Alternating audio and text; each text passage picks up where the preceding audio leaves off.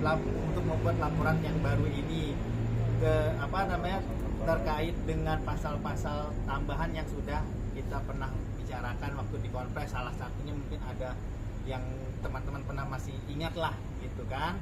Dan satu lagi yang bisa mungkin saya coba tambahkan, bahwa salah satu yang pasal yang kita laporkan ini tentang pencemaran nama baik. Oleh siapa? Pencemaran nama baik. Oleh siapa? Oleh siapa? Dok? Terlapornya siapa? Terlapornya biar produktif aja ya. Terlapor ada beberapa ya, ada beberapa nama. Nanti kita lihat. Public figure. Enggak, inisial aja bang, inisial aja bang. Orang yang sama apa bukan bang? Artis. Orang yang sama dalam kejadian malam itu. Artis salah satunya ada? Nggak ada. Tidak ada. Inisial aja siapa? Inisial aja. Mungkin nanti Pak Disebutin Ade aja Ari bang. mungkin Ini udah pagi soalnya bang. Kan SS dan karyawan-karyawannya ya. Oh, Iya, yang seperti kalian tahu mereka berucap kata-kata yang cukup mengerikan kalau gitu kan. Dan mungkin nanti Pak Ade Ari mungkin ya dari Kita silakan aja bagaimana. beliau mungkin bisa lebih menjelaskan ya. Dok, lapornya kenapa terpisah dok? Jadi pada saat sebenarnya kita mau melaporkan pada saat itu, tapi kita terlalu lelah ya. Kita capek banget dan memang jadi pada saat itu kita emang melaporkan cuma dari satu pasal doang ya. Jadi kita juga harus melaporkan bukti-bukti semuanya dan alhamdulillah ya. Jadi pada saat kita laporin tadi itu juga semuanya bukti-buktinya juga sudah siap ya insyaallah. Dan laporannya diterima nggak di dok? Sudah. Alhamdulillah sudah diterima. Nomor LP-nya berapa bang? Boleh dikasih lihat bang? Jangan. Nanti mungkin yang dari Pak Ade Ari mungkin. Enggak, ya, biasanya dari kan beliau. kalau laporan itu ada bukti laporannya, Ada surat semuanya, laporannya ada. Ada berapa semua, gitu. ada semua. Mungkin dikasih lihat aja kali dok. Enggak, Bukti enggak. laporannya aja dok. Kenapa? Bukti laporan. Bukti Ada bukti laporannya ada. Ada nanti mungkin Takutnya besok. dipertanyakan dok Enggak. masalahnya. Nanti mungkin teman-teman mungkin bisa nanya ke itu Humas Polda besok ya. Dari hari ini mungkin bisa. Dok, tadi kan sempat ada lawyer di sana ya dok. Di mana? Di acaranya ya, itu ada lawyer ya, yang katanya kan lawyer barunya. Oh, beliau ini sudah berstatement ya. Oh, beliau ya. Oh, berarti dari lawyer sebelumnya sudah Yang ada lawyer sebelumnya pencabutan gimana? kuasa ya? Sudah ada pencabutan kuasa. Oke. Nah dok, katanya kan lebih mementingkan untuk tabayun Iya. dan duduk bareng. Sedangkan dokter bilang kan no damai nih kan. Seperti apa menanggapinya? Terlambatkah sekarang? Apa bagaimana dok? Mungkin ada yang mau bicara? Ya, kita intinya menghormati dan menghargai proses hukum. biar Kalau bisa- Doktif tetap menjalani proses hukum yang berjalan, yang berlaku di Indonesia. Ya teh ya, betul nggak teh? Berarti dalam artian gini, tabayun. Kita ikutin prosedur. yang berarti dalam artian sebagai manusia biasa tetap memaafkan, tapi untuk proses hukum tetap berjalan. Kalau memaafkan mungkin sejak saat itu malam itu sih sudah Doktif maafkan ya, tapi untuk proses hukum tetap berjalan. Itu yang Doktif inginkan tetap berjalan. Ada mau tambahan nggak informasi? Boleh, Dok. Kasihan buat teman-teman ya. Iya boleh. Bakalan kesini lagi dok, insya Allah. Bakalan laporin lagi. Siapa lagi dok? Orangnya sama lagi kan? Hah? Enggak, kalau ini berbeda ya. Tapi public figure. cluenya aja ya dikit ya. Tapi kalau panjang lebar jangan ditanyain ya, jangan dipancing-pancing ya. Profesinya dokter, udah itu aja. Udah cukup, jangan Udah di cukup. blending lagi. Jangan di-blending lagi. Udah cukup itu ya, profesinya dokter ya. Dok, berarti sedikit mempertegas ini laporannya sebenarnya masih seputaran SS juga ya? Maksudnya yang sekarang Kejadian di tanggal 17 Ya. Januari. Iya, betul. Ya, tapi masih laporannya masih sekitaran Masih itu ya, sekitaran ini. bukan orang yang berbeda gitu ininya. Orang yang hadir di malam itu dan jadi kebutuhan bukan. Iya. Dok, kalau dilihat kan ini pada akhirnya berkubu-kubu ya dok, pada akhirnya kan bahkan kubu sana berbicara ada pembelaan segala macamnya. Dokter ngeliat gak sih bahwa hal ini sebetulnya ada sesuatu sebetulnya di balik semua ini gitu, ada tendensi tertentu.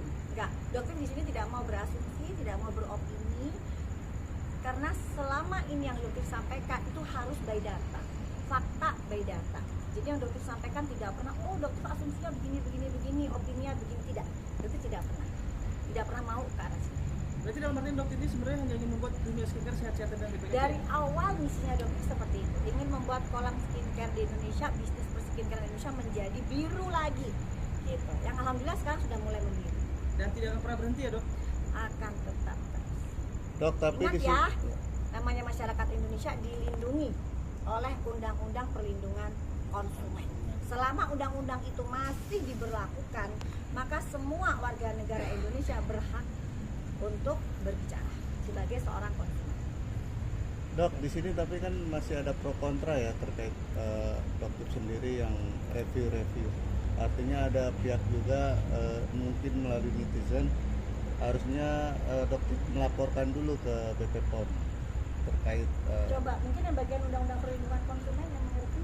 Jadi begini, apa yang dilakukan oleh Doktif ini sebenarnya dilindungi oleh Undang-Undang Perlindungan Konsumen, dan hasil yang direview tersebut disampaikan juga kepada pihak yang berwenang, yaitu BP POM.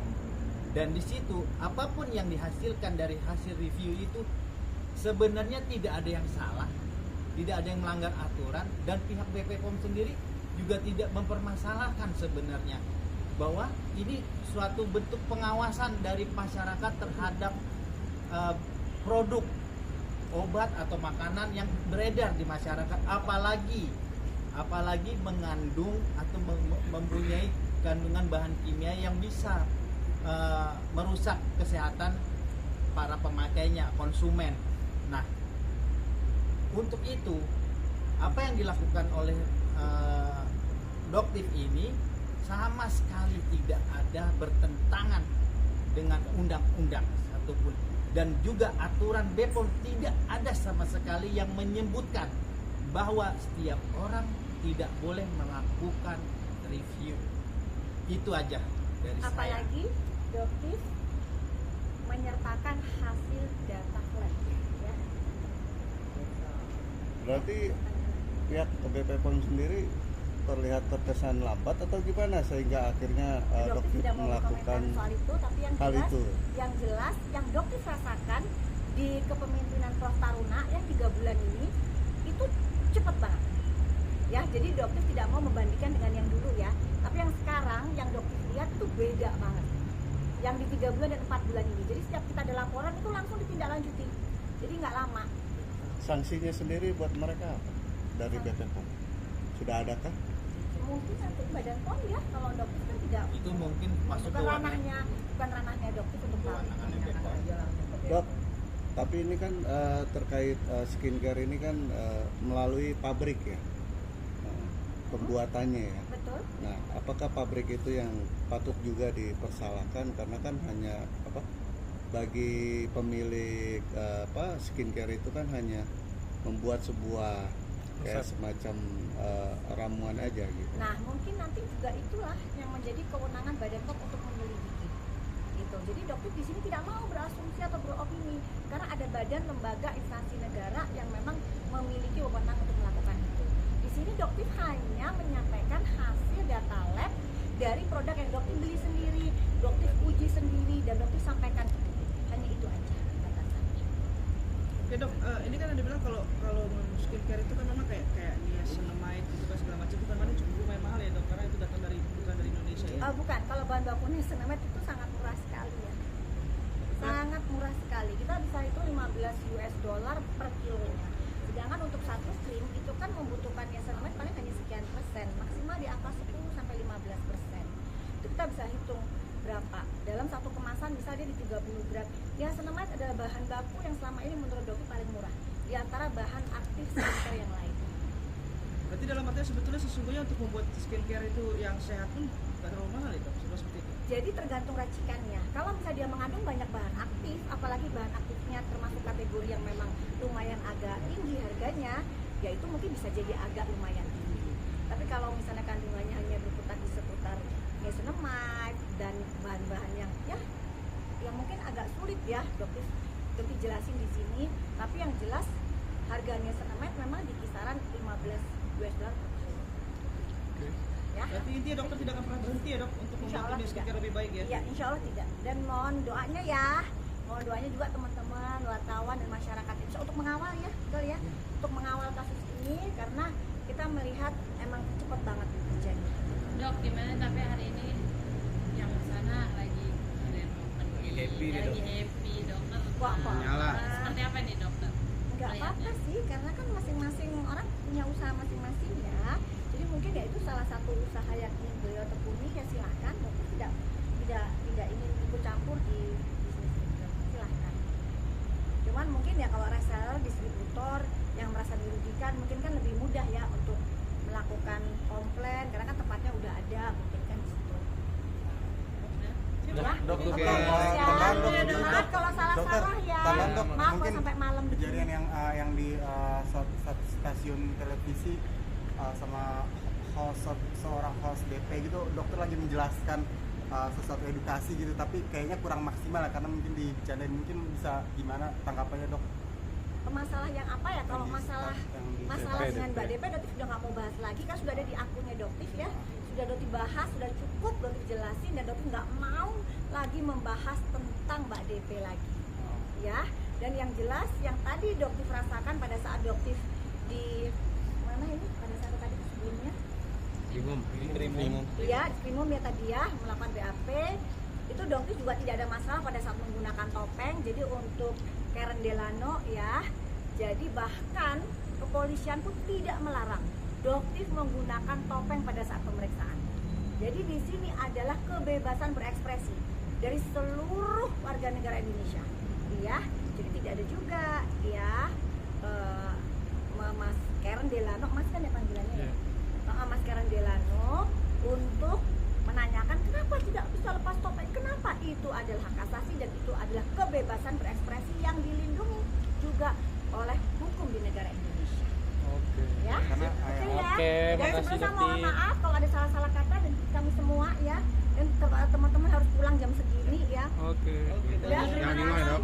Bang, ini ada 2 laporan, pasalnya berbeda. Betul. Nah, bisa disebutkan pasalnya apa aja, Bang? dugaan pencemaran nama Itu aja dulu ya. Itu yang satu lagi, Bang? Udah itu aja. Udah. Nah, kan Jadi ada memang dua, Bang. nanti mungkin kami tumas aja. pasalnya yang berbeda kan. Terima kasih, Bang. Oke, terima kasih. Dadah. Oke, foto Ayo, dulu, ayo, Dok. ayo. Yuk, Bang, yuk. surat laporannya, Bang. Ya. Tengah. Oke, tanya Dokter PJ gimana PJ? Sip. Tengah, Dok. Dok sini dok. Tengah. Dok.